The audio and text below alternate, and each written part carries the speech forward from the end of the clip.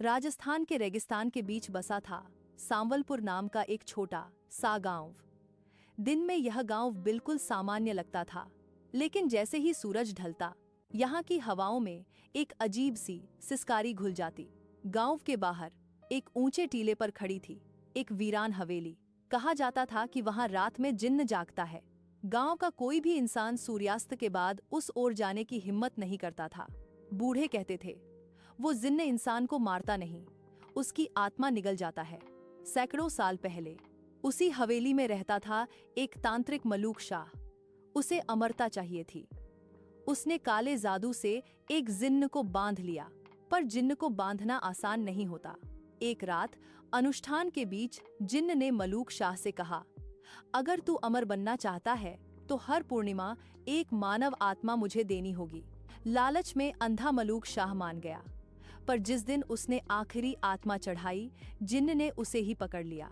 उस रात हवेली से ऐसी चीखें निकली कि पूरा गांव कांप उठा। सुबह हवेली खामोश थी और मलूक शाह गायब।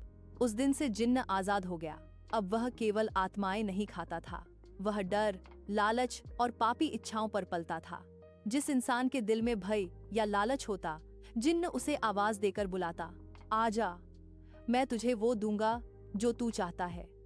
और जैसे ही इंसान हवेली में कदम रखता, उसकी आत्मा जिन्न की होती।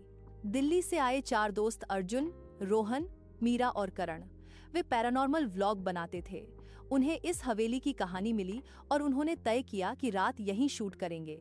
गांव वालों ने रोका। एक बूढ़ी औरत रोते हुए बोली, बेटा, हवेली जिंदा है, पर शहर के लड़के नहीं माने। अध्याय 5। पहली आहट रात 12 बजे हवेली के अंदर कैमरा ऑन था। हवेली की दीवारों से खून जैसे निशान टपक रहे थे। अचानक मीरा के कान में किसी ने फुसफुसाया, तू बहुत डरती है। मीरा चिल्लाई। कैमरा गिरा। उसी पल हवेली के दरवाजे अपने आप बंद हो गए। करण को लालच था पैसा, शोहरत। एक आवाज आई, तेरा चैनल दुनिया का सबसे बड़ा बना दूं। करण सम्मोहित सा चल पड़ा।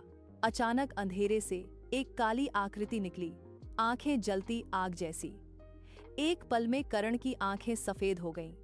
उसका शरीर वहीं गिर पड़ा, पर उसकी आत्मा चीखती हुई हवेली की दीवारों में समा गई। अध्याय 7। जिन्न का असली रूप अर्जुन ने कैमरे में देखा। आधा शरीर इंसान का, आधा धुआं, मुंह इतना बड़ा कि पूरा सिर निगल जाए।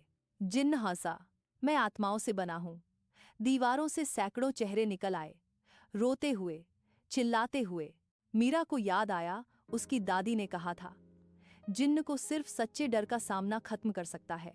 अर्जुन ने जिन्न से कहा, तू अमर नहीं, तू कायर है। जिन्न चिल्लाया।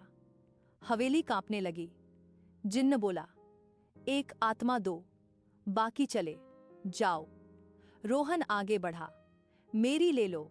जिन्न ने हाथ बढ़ाया, पर अर्जुन ने बीच में कुरान की आयत पढ़नी शुरू की। जिन्न चीखा, उसका शरीर जलने लगा।